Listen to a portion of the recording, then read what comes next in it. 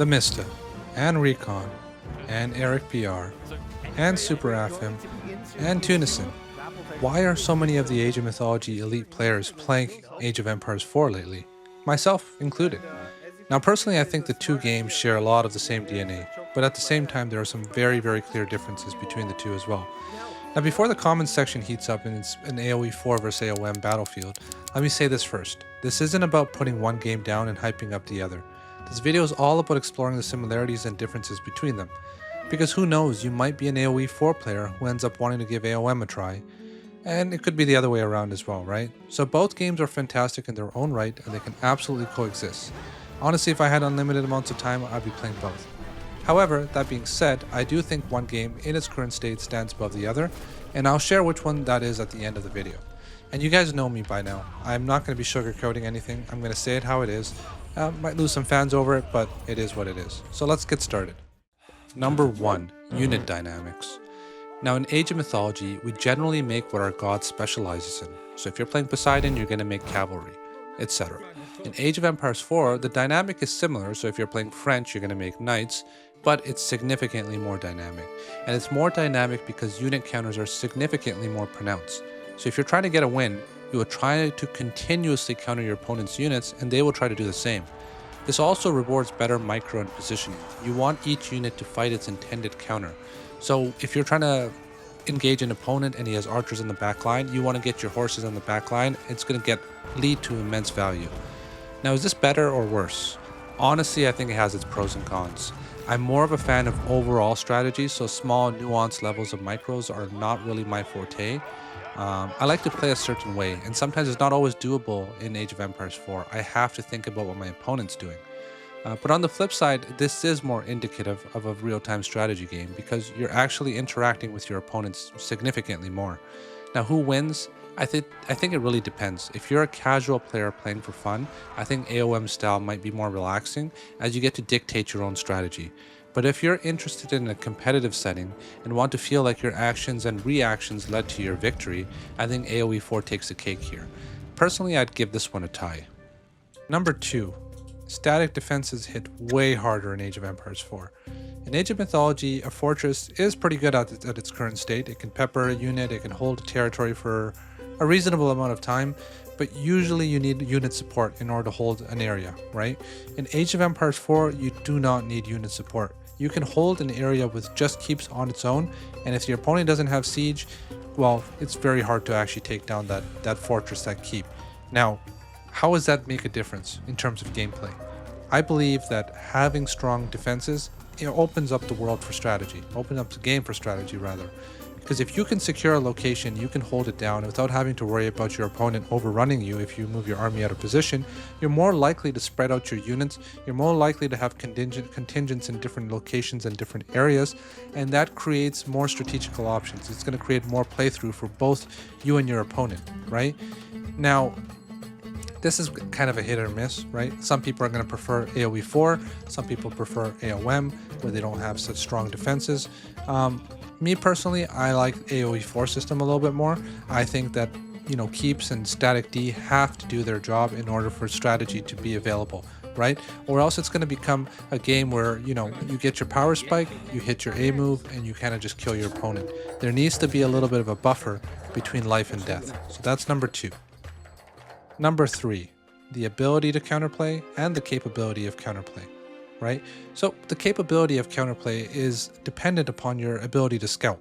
If you're able to scout your opponent, you're able to react to him and counterplay. But in Age of Mythology, there are some things that you cannot scout. So for example, if your opponent is going up from the heroic age to the mythic age, there's not always an indicator that lets you know, okay, he's almost 90% up to mythic. And if he's up to mythic and he plants down his god power, well, that could be lights out for you, right? In Age of Empires 4, in the exact same scenario, if your opponent is going from age 3 to age 4, he has to build a building. The building has an indicator that lets you know how far along is he.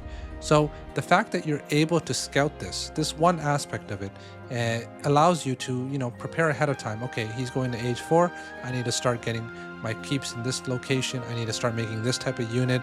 I need to start pushing, or I need to start teching myself. That gives you the ability to counterplay based on the ability to scout. it's not always possible in Age of Mythology. So I would give another edge to Age of Empires 4 in this regard, because I'm a player that likes to be prepared and, be ready. Whereas in Age of Mythology, you kind of can surprise your opponent. Now, some people like that. They like to be sneaky. They like to hide their age up, and they just want to just completely catch their opponent off guard and kill them right there and then. And to them, they might enjoy the Age of Mythology style. For me, I'm more on the Age of Empires 4 style. Number 4, asymmetry. Now this is where Age of Mythology takes a significant leap over Age of Empires 4. Every single civilization in the game is vastly different from one another. All the Greeks, whether they be Hades, Zeus, and Poseidons, are vastly different. If I'm playing Poseidon, it feels completely different than if I'm playing Zeus, right? Whereas in Age of Empires 4, rather, if you're playing a variant, like if I'm playing Abbasids and I'm playing Ayyubids, while they are very different, they're not as different as they are in Age of Mythology. Now, it's not only the civilizations that are different. In Age of Mythology, every map feels very, very different too. You have different animals on each map, you have different food sources. It just feels like every game feels completely different from one another. So Age of Mythology is leaps and bounds better than Age of Empires 4 in this regard. Is it really a pro? I think it's a pro. I think it's really, really fun. But it's also a con in the sense that you need a significant amount of game knowledge to actually perform in Age of Mythology. Whereas in Age of Empires 4, it's a lot easier because the civilizations are more similar. But I still give a significant edge to Age of Mythology in this regard. Number 5, the online interface/UI. Now, Age of Mythology's interface looks great, but it's lacking a lot of features.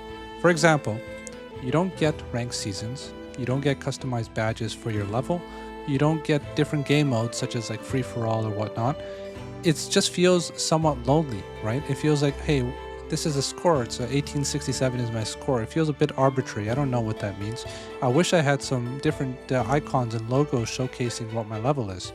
And the other thing I mentioned about being lonely is the main issue here is that the friends section is not the focal point of this UI. It's hard to find. It's tucked away somewhere in the corner. It's not super easy to get to it. Now, AoE 4 is not perfect by any means, right? There's a lot of room for improvement, but it's a giant leap forward from AOM.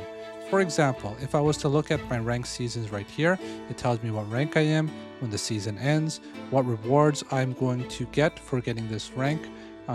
It tells you all the different lists of different rankings and levels.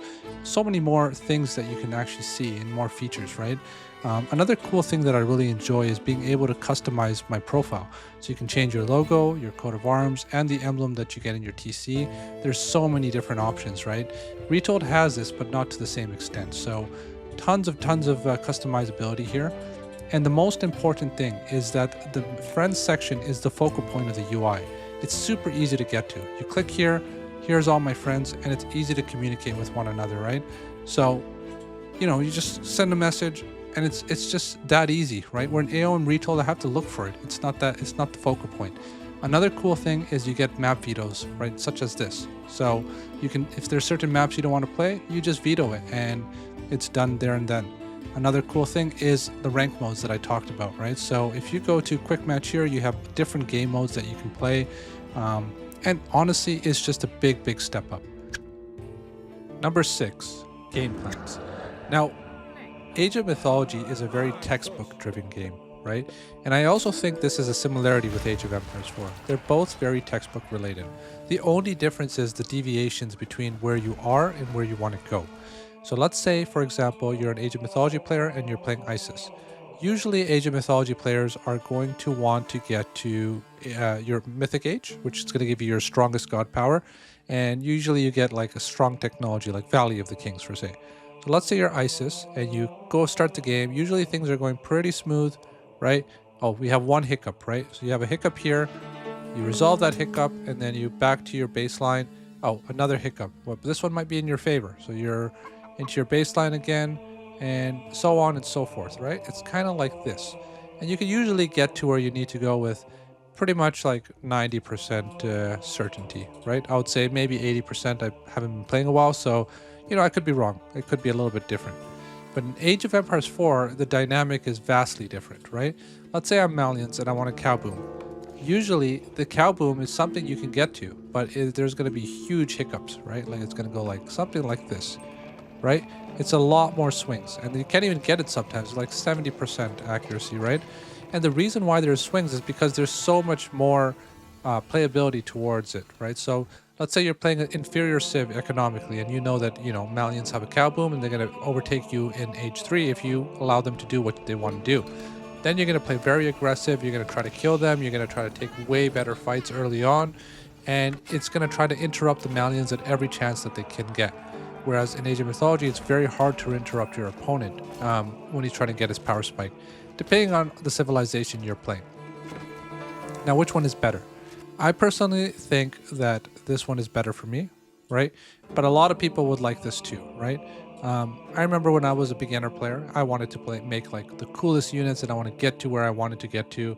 I wanted to meteorite my opponent's base, and I wanted to see all these really cool animations and cool units. So in that case, as a casual player, I prefer this one, right? But as a more competitive player now, I definitely prefer this one, right? Because I don't want it to be a textbook-driven game entirely. I want it to be a little bit textbook and a bit real-time as well. And I think Age of Empires 4 strikes the better balance in this regard. Number 7, it's the small details. Now there's a lot of tiny details that you might never pick up or realize until you play like 50, 60 games. But let's say that you're an Age of Mythology player, and you all know that in Age of Mythology that projectiles are dodgeable, right? If you're playing Reigning Cavalry and you're up against Toxote, you can dodge most of the arrows, right? Depending on which way you're moving. This is also similar in Age of Empires 2. But in Age of Empires 4, you can't dodge any arrows. So if you run past a group of archers, you're going to be hit with 100% certainty, right? So which one is better? Now this is something that's been debated for eons, right? Personally, I think they're both kind of fine. I'm okay with both of them. But I do think that dodging arrows should be reserved for cavalry units. I don't think the infantry should be able to dodge arrows under any circumstance. So that's -1 point I would give for the Age of Mythology side. But at the same time, I do like the fact that some units are capable of dodging arrows, which Age of Empires 4 doesn't have. So yeah, so I guess it's personal preference. Another thing is, in Age of Mythology, if you are to hit a unit, let's say that you have a herdman and you hit a horseman, the horseman will slow down, right? There's a snare. In Age of Empires 4, there is no snare. So even if you tag the horseman, he's not going to slow down and you can kind of get away. Now, which one is better in this angle? Most of the people that I talk to like the snare. They say that the snare is good. You know, it's annoying that the cavalry can just come in and out and run around and stuff like that. I see that argument, but I'm on the other side of the fence. I think that the snare is bad because if you don't have a snare, it's promoting more aggressive gameplay. You can raid and you can be kind of safe in a sense where you're not going to get tagged by anything and you can just run away, right? You don't slow down as a result. It's also more simplistic, so some newer players and casuals might be like, oh, why is my unit slowing down? It's so strange, right? So these little tiny details add up. These are two of the bigger ones that I think have impacted me a lot in the switch over from Age of Mythology to Age of Empires 4. Number 8, the campaigns. Now, Age of Mythology has one of the best campaigns that I've ever played. It's just so much fun. It's not like historically accurate or anything like that, but it's just a ton of fun. You're Acanthos and, just going through the different ages and you're trying to fulfill the missions and stuff like that, right? I played this like 2 or 3 times when I was younger. I don't remember the exact details right now, but I know that I had a blast playing it. But Age of Empires 4 also has a pretty awesome campaign. And in Age of Empires 4, you get to learn about history and you get to be the commander in those epic battles that have happened in the past and learn from them. And it feels a little bit more educational in that sense. Now, which one is better? I think that's very personal. I still think that the Age of Mythology campaign has a special place in my heart. I still remember it to this very day, and I played it like 15 years ago. So it was a lot of fun when I first played it, and it's very memorable. The Age of Empires 4 ones are a lot of fun too, but they're not as memorable for me as much, right? It's just I played it, I learned about history, and I moved on from it. It doesn't feel special to me. So I give the edge to Age of Mythology in this regard. I think the campaign has been done a lot better. So to conclude, which game do I think is better? Now, I don't want to be harsh here, right? But if I have to pick a winner, I'm going to say Age of Empires 4. And I remember this conversation happening with me and Eric BR and a couple other people in a chat room once, and they kept saying that Age of Empires 4 is vastly superior to Age of Mythology, and I denied it all the way through because I played Age of Empires 4 for a very long time before, and I thought it was okay. It wasn't the greatest game of all time back then, but the game has had so much time to simmer, and I think they've refined it to a point where it's actually a lot of fun, right? So when it came out, the game wasn't in its best shape. It took a few years for that to actually make the game that it is today, right? Age of Mythology is still young, it's still new, it's still like a year old or something like that, if even. So they still have time to make it a wonderful, beautiful game. And I think that in time, a couple years from now, if the dev team continues to work as hard as they are right now, there's a very plausible chance that it can actually be better than Age of Empires 4.